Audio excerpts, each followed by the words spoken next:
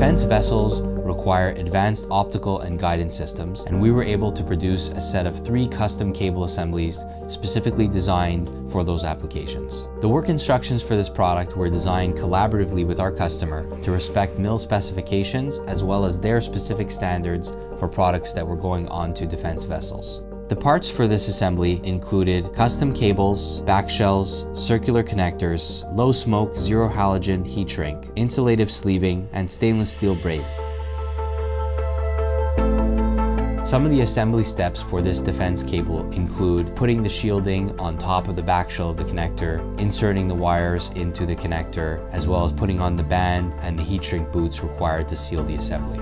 Promark was the best partner for this customer because we were able to do the custom cable development to the low smoke, zero halogen requirements, build the cable assembly, build the packaging that was needed to transport the cables, and really deliver them that full turnkey product.